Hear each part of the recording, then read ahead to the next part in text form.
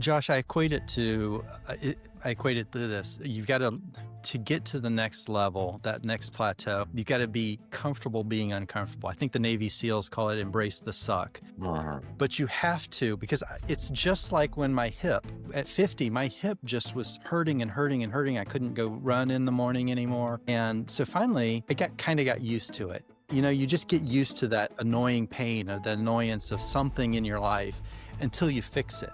And then I was like, holy cow, this is amazing. Within 3 days, I'm up and back to the gym within a month, and I was sitting there last night having a bourbon before, or watching TV with my wife thinking, oh gosh, I've got this new employee. I'm hiring another person to mentor me and my team. I've got this. Am I going to be able to handle this? You get used to that.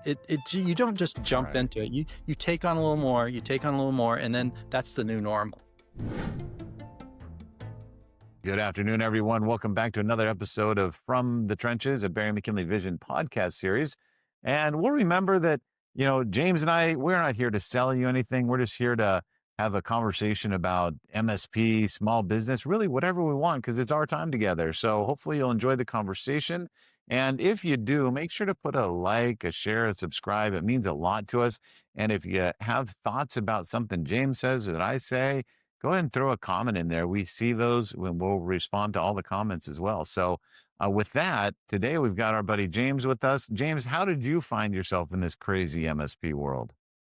I started as a software engineer and slowly realized that building recurring revenue, raising a family is quite the feat, and one-off jobs weren't as much fun really as building that recurring relationship with my customers and helping them solve their IT issues and problems. I like this. I like the fact that everything in this industry changes on a daily basis. It's fun, exciting, and never monotonous. Yeah, no doubt. And so how was that? I mean, I as a software engineer, somehow you also had some great hardware and networking aptitude or experience. How did that transition look? What did that look like? Well, it started as the software engineering, and then what happened was as I got more and more involved in my career in my mid-20s, I started going along with the sales guys to be their sales engineer, the product expert. And I would do demos and learn. I really wanted to learn a lot about the sales side of things, the process. My dad was in sales, worked on a manufacturer's rep company. So we were always learning about selling yourself first, then your company, then your company's products. And I just felt like if I ever wanted to start my own company, I needed to broaden my horizons. I knew the technical side inside and out. And that's kind of down the path of meeting you, 8 or so years ago, and bumping into you, because it's very similar, right? I'm sure you have a similar story in terms of moving over and starting your business as well. How'd you get started? Oh God. Yeah. You know what? Found a very reluctant mentor and just kind of tagged along and just absorbed every word he said and how clients were responding to him and just kind of learning the craft a little bit. And then like yourself and a lot of listeners, finally took that leap to say, I guess I'm gonna try to feed myself. And, I think you're right. The learning the sales component is really the key. And we see that with a lot of MSPs, James, where they have this kind of natural charm. And I think one of the most common things we hear from owners of MSPs is you put me in front of somebody and I feel great, I'm gonna have a great outcome.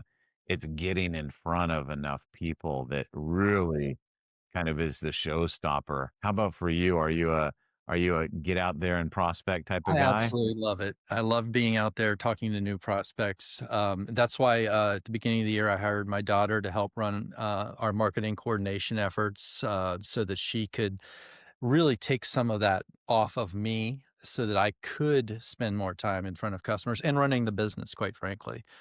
I love the technical side. I still am try to be in as many tickets as I can. I just don't like the printer tickets, or I want the server. I want the hard problems. I want the things where there's so many variables that are the causing the problem that I like to get through those weeds and dig into it and get my hands dirty there.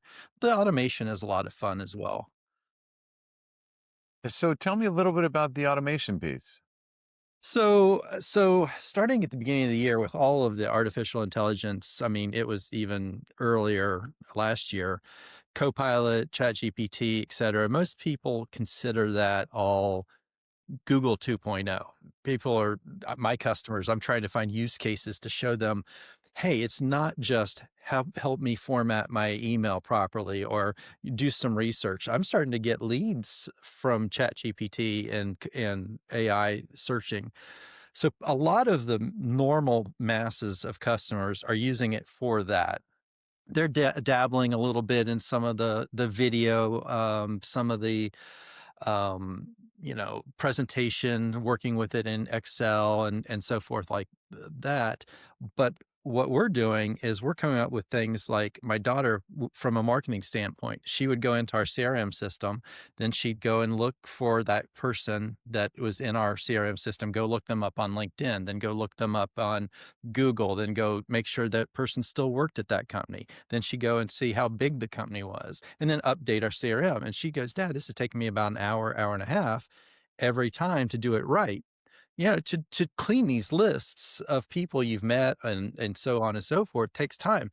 So we started using N8N and building out a model that would allow us to go and automatically pull the data from the CRM system, put it into a database locally, then use some of the open API stuff to go out, research the LinkedIn, then pop into Dripify, use Dripify then to go try to make a connection, and then that's a whole workflow there. Then it would go out to Google Maps, count the parking spots in the parking lot, tell us to see how big or too big. It might be a customer that's just too big for us, and try to give us a Huh. score to then get back up into keep.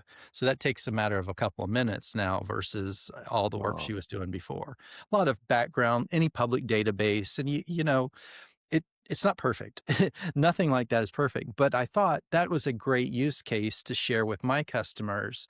So if we could come up with an automation platform or something that we can do to make our relationship advise them on how to leverage this. She's created Teamspring Tina, which has read everything I've ever written, and she's trained it. My dad's more of a smarty pants than that. You need to make it funnier or in my tone. So those then automatically do our blog posts, our social posts.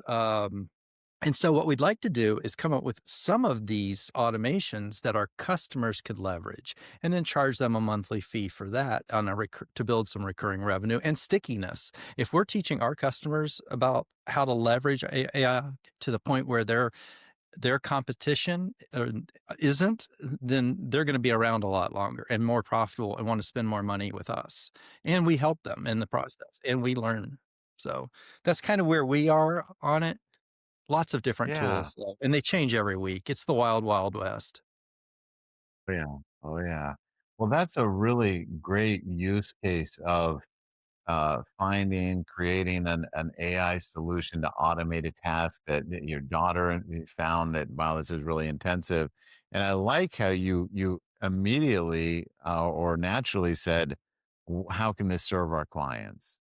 That's I was talking to another gentleman last night, and he's a consultant in the industry like myself, and I was just blown away by some of his thoughts, and I thought I'd share one of them with you here right now. It's he really made the point, and he said he also acknowledged like, hey, I probably sound a little more doom and gloom than things actually are, but he kind of culminates his conversation with, if an MSP isn't willing to transform into an advisement consultancy on how these firms can, their clients can utilize technology, well, then they should likely just cash out now. So he kind of sees this existential threat to the table stakes of security and access in traditional MSP type of tasks that we're used to, that kind of reactive and transactional. And so he made that really big case. So to his point last night, I'm first person I'm talking to since then. You're already talking about how you can get into advisement and consulting with your clients. Sure. I That's mean, really and cool. some of these, you're a small business owner. I'm a small business owner. All of my customers are pretty much small business. I mean, some 50 people, but in essence, they're looking to us in the industry to provide guidance. How do we protect Yeah. ourselves? How do we protect one group of employees from not seeing payroll that happens to be stored in Excel spreadsheets and, the security around that type of thing. How do we make sure that we're compliant based on our contracts? And so the more we can kind of advise them and scope it and help them, the better, as far as I'm concerned. It certainly will give them a competitive advantage. Yeah, no doubt. And I think it's also interesting how, you think of that automation that you guys built for yourself, how your clients could utilize it. And you said, hey, maybe there's a recurring revenue play to deploy that automation for them and, maintain it because nothing just kind of works flawlessly forever. That's pretty creative. Have you gone down the path of kind of saying, God, what would we charge for something like that single automation?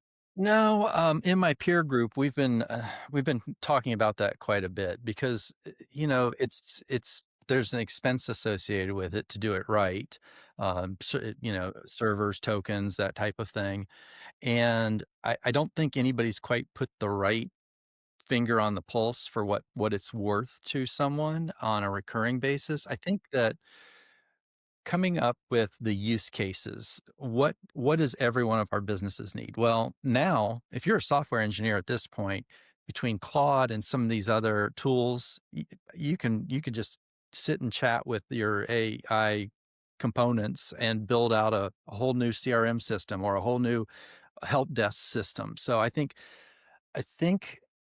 I'm looking at what do my customers do on a repetition that we could automate for them. So I'm just asking them a lot of questions on our quarterly business reviews. What do your team members do, and how long does it take them to do it?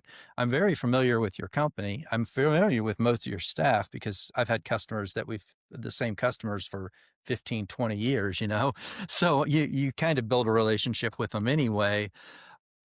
It's what can they what would add value to their businesses, whether it's managing their contracts. These days everything is software as a service. If you don't cancel within 60 or 90 days prior to the end of the contract, do we come up with tools to manage those in a cloud basis?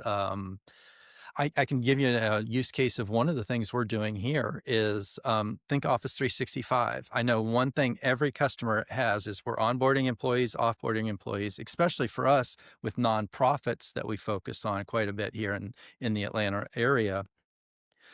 All the volunteers in and out of these nonprofits, onboarding, offboarding. So we've created forms that allow. Right now, we've got it internally. Our text to go, okay, here's the employee's name. Oh, that is pulled down from Office 365. Oh, they also have an on-site Active Directory, or is it in Azure? And it knows, and it will go remove them from the group or add them to the appropriate groups, create their email accounts, then create a password, move that password over into IT Glue, which is what we document our customer systems in, and then text them the encrypted password. So we've got that process, which used to take, I don't know, 45 minutes to onboard a new employee or instantly offboard an employee that may have been terminated, down to 5 or 10 minutes at the most. So those are Wow. more things we're trying to do. And the nice thing about that is as we move forward, we can put those forms. Now it's not my tech that is having to do the onboard and offboarding. It's the person answering our phones that pulls up the form for that customer and goes, oh, this is easy. Onboard, offboard. She doesn't have to log into Office 365, doesn't have to do any of that. Just pulls up the form out of IT Glue and can take care of that ticket without ever giving it to a level one or level two tech. So those are the kinds of So things. so then I guess it's fair to assume that you've got someone on the team or multiple people on the team that are really, yeah, have a high aptitude or a gift for this type of script writing and whatnot to make those things all come to life. It's I'm you. Yeah, well, if you think about traction, the implementer is the person that pulls together all the various systems, and that's what I feel like my job is.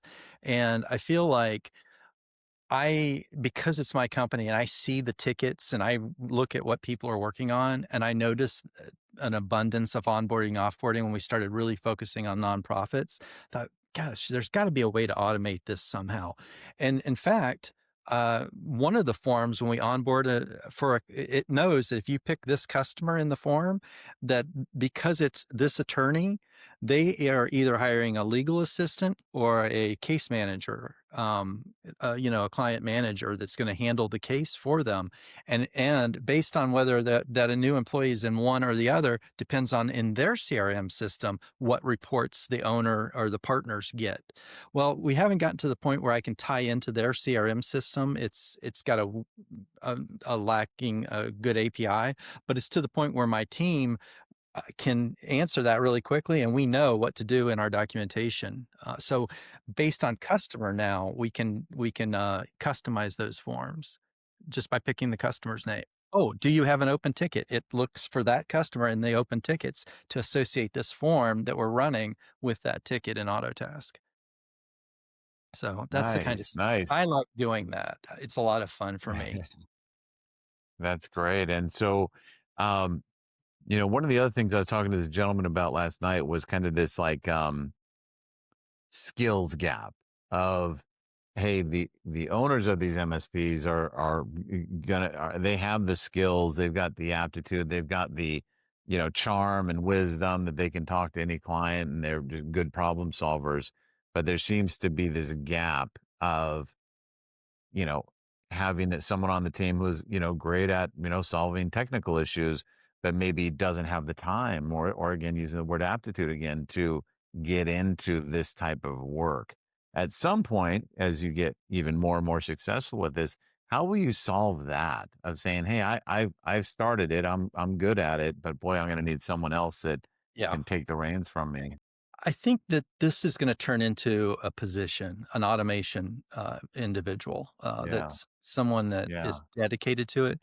On my team, I don't know for with other MSPs, I have a fairly like Charlene's been with me 16 years now.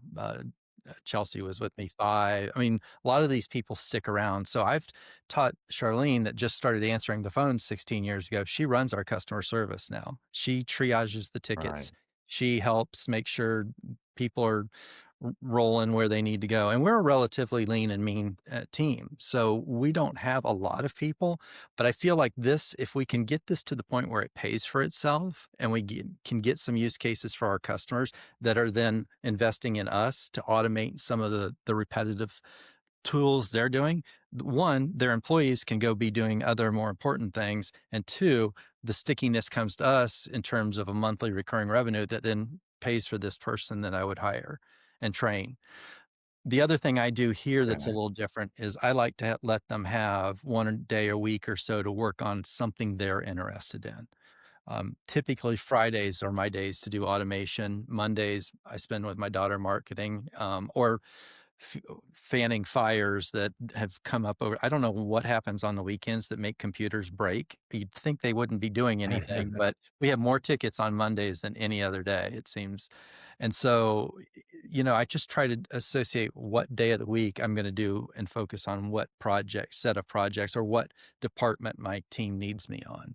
So I think that it will come down to companies and MSPs will have an automation engineer of some sort, whether it's their own internal tools, or maybe it's something with Kaseya, for instance. Autotask has now got Copilot and all this other. I mean, not Copilot; they call it Cooper Intelligence, and so all of these tools that we're getting as MSPs 15 years ago, there were maybe 3 or 4 vendors. Now there's hundreds of tools out there, and they all are trying to integrate and give you one pane of glass, try to make you as efficient as possible. But still, there's ways you can tie these automations so that it's even more succinct and straightforward. And I'm hoping that that position can pay for itself, and be self-funded. Yeah, no doubt. And so we do a fair amount of work with copier dealers who are also in the MSP world. And everyone's got an opinion on that, but a good copier dealer leader will oftentimes describe the following. They'll say, the copier dealer is the Titanic. Like we've made our money. It's a big, beautiful thing, but it's going down. And MSP is our lifeboats. I wonder what your thought is on, for us MSP owners, is the MSP the Titanic, and automation, AI, consultancy, is that the lifeboat? I Do we go ahead? Yeah, I mean, first of all, my texts, I mean, I'll see a ticket and somebody's getting stuck for 15 or 20 minutes on a ticket. I'm immediately in Copilot coming up with, "Hey, can you write a PowerShell script to do this or this, and this?" And I put those notes in the ticket. I'm seeing in the last year my techs or my team, whether it's Savannah with from a marketing standpoint or Charlene from managing the customer standpoint or Dalton to doing a ticket, they're really starting to leverage that. Now, I'm more of a Copilot person just because I'm inside Office a lot more and I'm writing and articles and things like that. But Dalton and Savannah, I think both like ChatGPT. It's a personal preference. I don't know that one matters over the other, but I do think you're right. I think that the mundane IT tasks of why can't is there a preview pane on my PDF that I just saved from Word is an instant Copilot ask, and it says click here, click here, click here, and then you can say, "Would you just do that for me?" I mean, that's the type of thing that those level 1 tickets are gonna solve themselves. They really are. We're Mm. already seeing it. Um, it's just the more complicated things that require a little bit more attention. Just like software engineers. If I was in college right now to get a degree in software engineering, I'd be scared to death because I have seen what some of the tools can do in terms of, and not only just write the software, but please go and take all the cascading style sheets off of my website and apply it to the look and feel of the software you're about to write. Could you rewrite that so that Right, it also does this? Okay, now clean up your own code. right, So right. all those level 1 type things are are probably either gonna solve themselves or gonna be so easy because it is almost like Google 2.0, but it's read everything. The downside is, and John Maxwell said this about 2 weeks ago when we were, listening to him, my daughter and I. He uses AI to come up with, uh, how to phrase things, but he said the downside of the AI is it isn't able to think of new ideas. All it can do is take everything that's out there that's already been written and summarize it and regurgitate it or change it for you or give you research. Because I use it for research, I can't use it to come up with ideas for my books. We'll be right back with more, but first, here's a quick message from Bering McKinley. Most MSPs are constantly busy, chasing tickets, projects, and fires. But without structure, it's hard to know if the business is really improving. Vision from Bering McKinley is the system that helps you work on your business, not just in it. It connects leadership strategy with daily execution.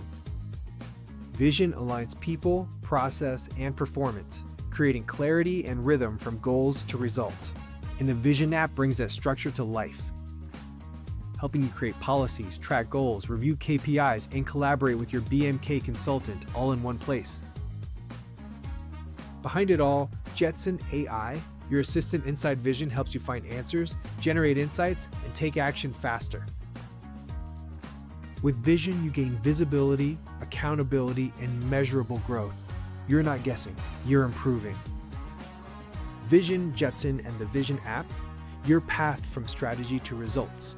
Start transforming your business today.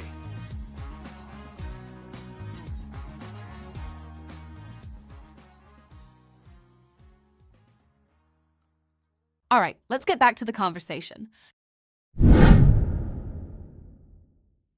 I might use it to come up with an idea for the introductory of a paragraph, or use it to come through and reread it for me and make suggestions, but it's not thinking of anything new. So I think from a software engineering standpoint or an MSP standpoint, it's the MSP standpoint. You're correct. I think it's changing. It's going to shape our industry, and that this automation is going to be what's going to be the new recurring revenue model. People are just solving some of these problems themselves, not even raising their hand. What are you seeing? And you and Dalton and Savannah, you guys are doing really amazing things with AI, with automation. What do you think's happening at your client's business, that accounting firm or that law firm or whatever it may be? How are you observing them adopting these things with or without you? Well, I get a lot of questions from different customers about, most of them are using it, like I said, just for that type of thing, researching this, Right. or maybe come up with some Yeah. ideas for a podcast, or could you rewrite this to make it more professional, or rewrite this so it's not as harsh, or those types of things. The attorneys that I'm working with are asking questions about using it for research, for opinions, for their legal matters. Some of them are, some of them haven't even gotten there yet, but I am Right. seeing that they're starting to say, "Hey, how can we leverage this? How do we protect ourselves from our intellectual property? How do we make sure our employees are gated so they only see certain things?" Other than that, very few of them, I'm trying to think of, very few of them are really working on the automation. When I show them some of the stuff during our QBRs, I'm slowly starting to show them stuff so they get ideas. They're like, the light just pops off. So I think I think we're going to see a lot more project work off of this as well. And I think that's great as an MSP. You know, you get that recurring revenue. It pays the bills before you open the doors at the beginning of the month. It covers all our salaries, but selling the servers is going by the wayside. The margins on hardware aren't as good as they used to be. Um, the the project work is what's really going to be a good thing. So we're kind of going backwards a little bit in terms of MSPs and building recurring revenue. I mean, I want the project work, but I'd love to come up with things for that business that they have to pay me on a monthly basis for, whether it's Yeah. uh, add a percentage I mark up on the token, or the usage, that kind of thing per task. I'm not sure of the billing model yet. Right. I think it's Yeah. neat. Yeah. Yeah, I mean, Yeah. I No think it's doubt. exciting. I know people are scared to death of, this is going to make us lose our jobs or not. But anytime, I mean, think about 100 years ago, you got cobbled shoes on horses. I mean, everything evolves. You just have to evolve with it as a business owner.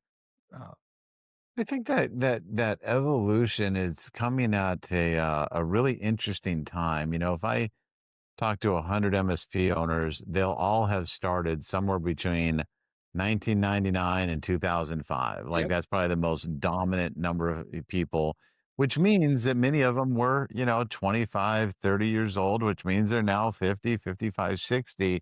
That's a really tough time to have this evolution right now because it's big. And, whatever age you are, you've kind of embraced it. It's fun for you. It's interesting. Another really smart guy, he may just not have the energy.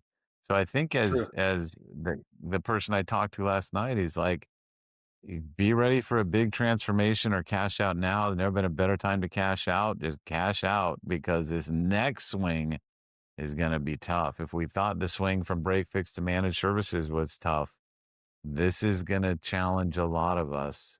I think so. I think it will.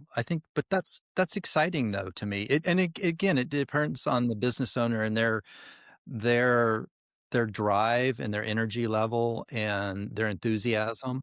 I can't not wanna jump up at 5 AM and be over here at the office. No, I do Hell leave after 3 because I'm the one that cooks for the family, but my kids yeah. are all in college. Savannah works here now. I mean, she's 26. I Yeah. mean, we're at that stage where our kids are out of the house.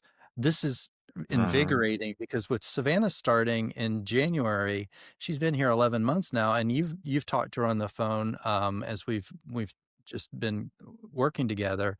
She's interested in the business at this point. So Yeah. it didn't just Yeah. turn into, "Hey, I'm back from Spain from 4 months of traveling last summer," to, I need to get a job." And I'm like, "I need help. I need help."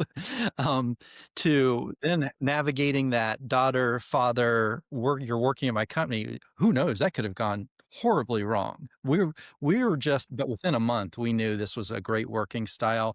And to now see her want to invest in the business by not wanting a huge raise. She'd rather me hire somebody, or putting money back into, "Hey, we're going to do a trade show in February. Let me call Kaseya and get some marketing development funds allocated for us."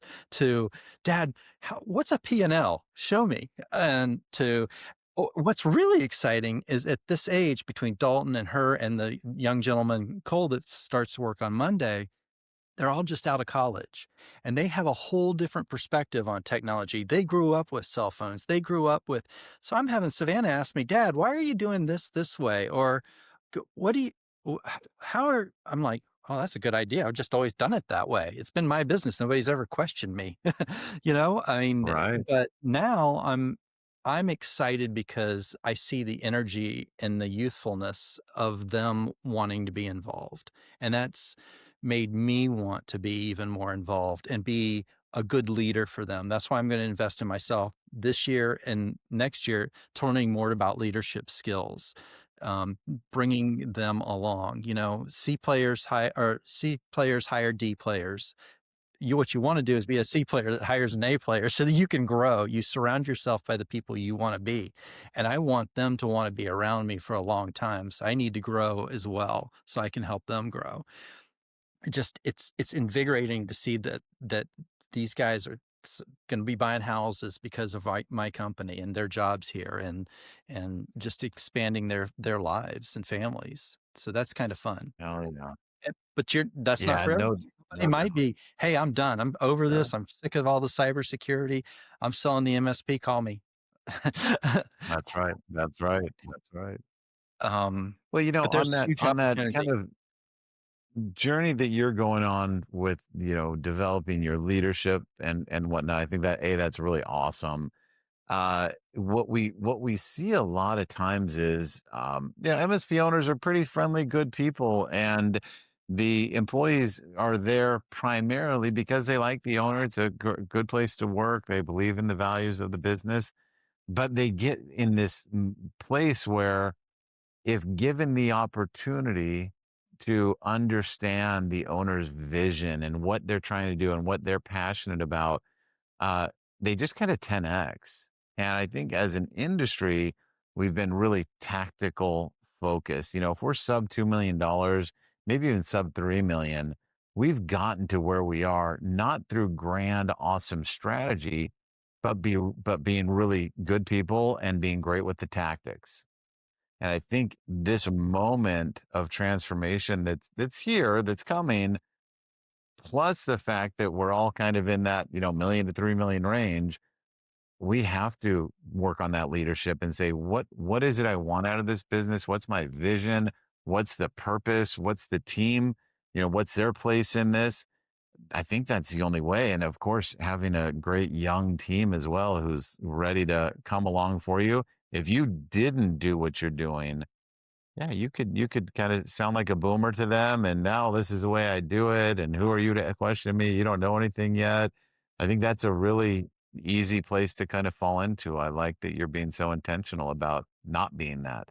And don't you see with the other MSPs, the more they get into a mentor, whether it's Vistage, getting into a program like Vistage, or hiring your team to help organize and do some leadership and tax planning and all the other things you do. And for me, Robin Robbins' Producers Club with Technology Marketing Toolkit, I feel like you need to be in a bunch of different ones.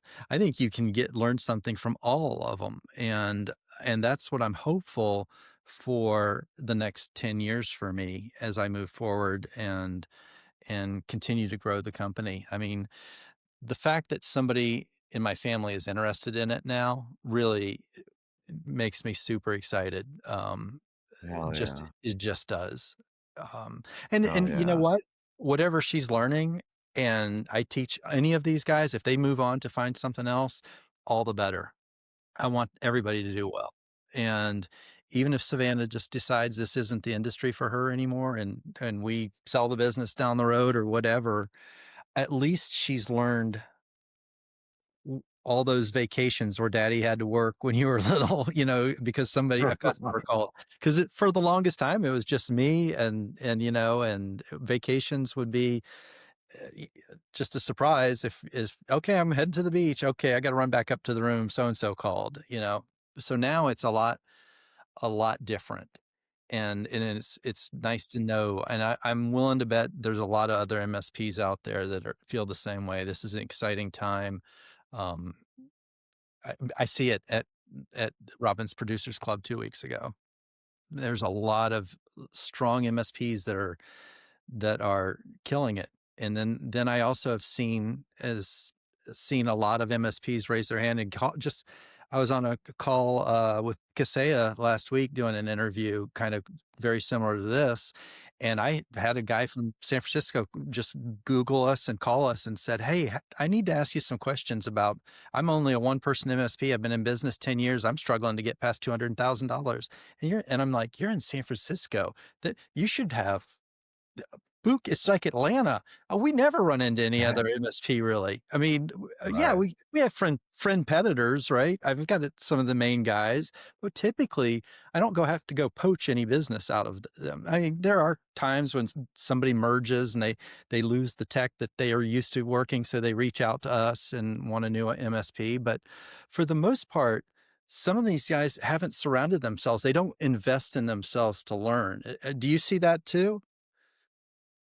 Or by the time Yeah, they get for to you, are they sure. already thinking about this? No, it's a real mixed bag, James. And we get a lot of folks who um kind of I think everyone should celebrate when they reach that $1 million mark. I mean, it's a great thing. And but I think a lot of times we get kind of like, what got me here will surely get me to 2 million, right? Or to 3 million. Maybe brute And force. yeah, brute force, exactly. So I think there's this moment where people have to do a couple of things. Again, I'm borrowing from a great conversation I had last night of uh, this thing that has to happen in our heads. It says, what got me here won't get me there. And what does that mean to me? Am I willing to make that big transformation of myself to be the guy that can get to 3 million? And I don't think that's for everybody.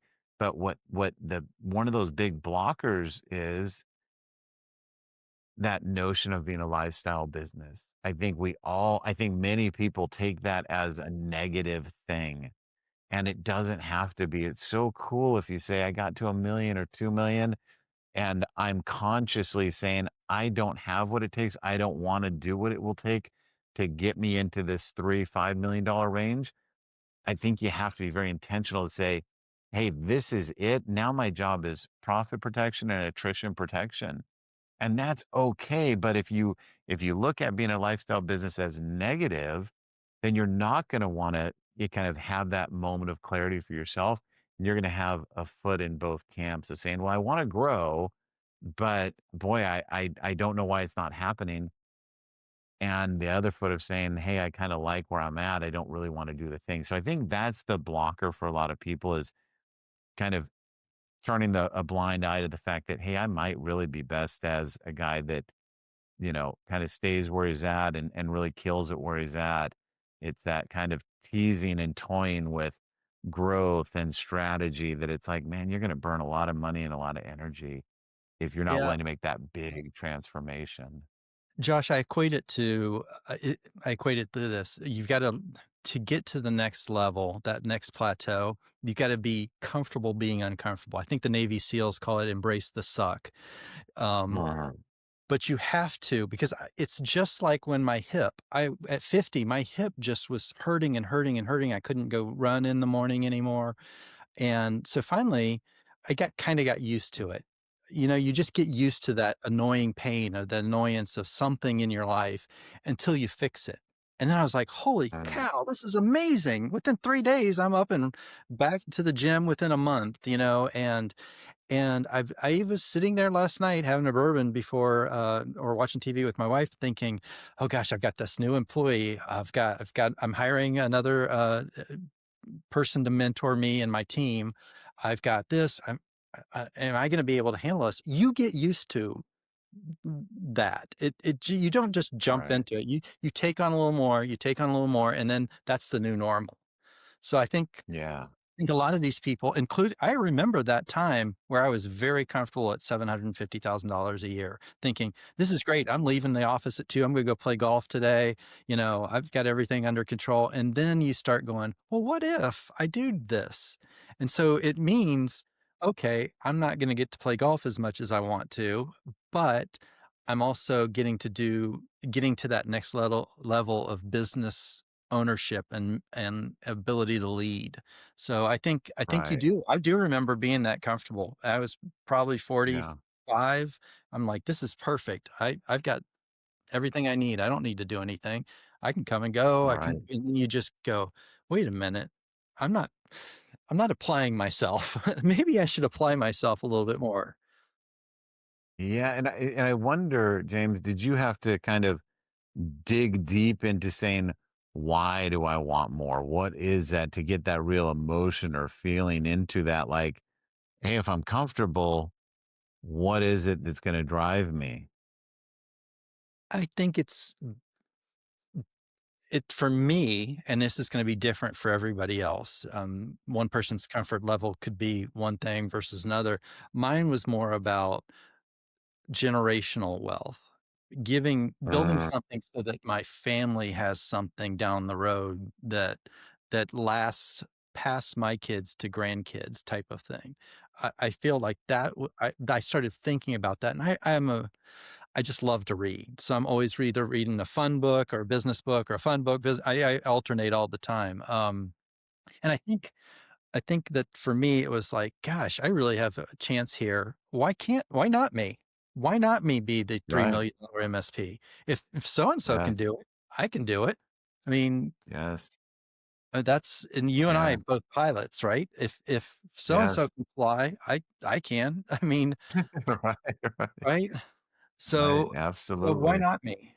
That is what I You thought know, about. I thought, yeah, I'm not applying myself. I'm enjoying where I am. The kids are graduating high yeah. school, but now there's only so much golf. There's only so much many toys you can buy. Let's start Right. turning the business into something that's my new shiny thing to play with. And I guess that's why I buy Yeah. so many tools. It's like, ooh, shiny new tool that does That's right. teamwork. That's right. Well, that's awesome, and I love, I think it's such a rare thing that folks have a strong enough relationship with, their beliefs of money where they can say, I want to build some generational wealth. I want to be able to provide something significant financially for someone else, whether it's my family or whomever else. Yeah. I think that lack of comfort is a real killer to people where it's I'm afraid to say I want to be profitable. I'm afraid I want to say I want more money, whatever I want to do with it.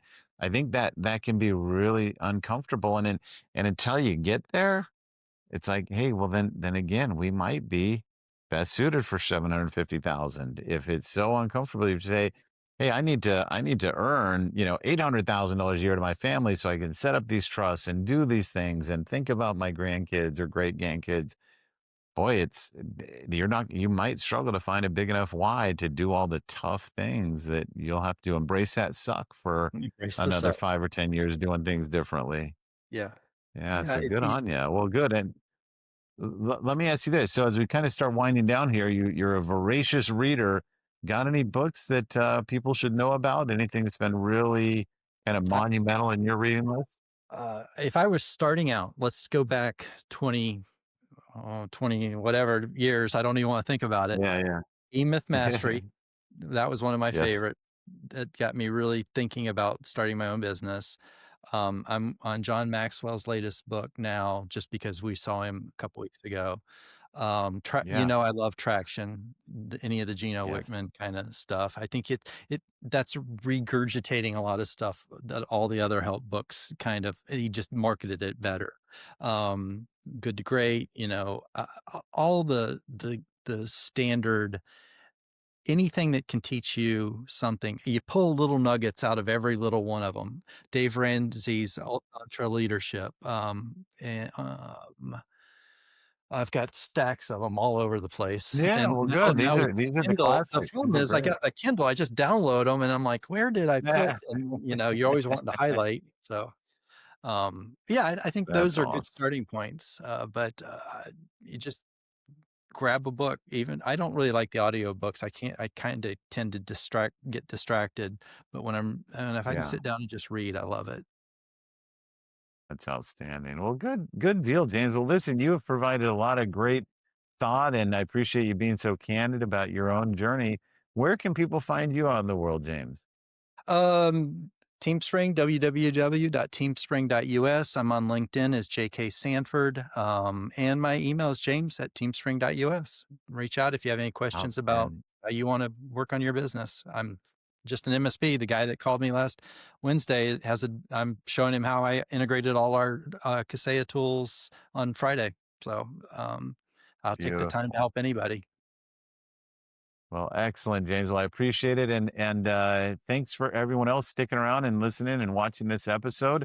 Again, if we earned it, give us that like, that share, subscribe. If you've got a great book that is important to you, share that in the comments as well. I think other people appreciate it. James, thanks for coming on. We'll catch you Thanks, next Josh. time.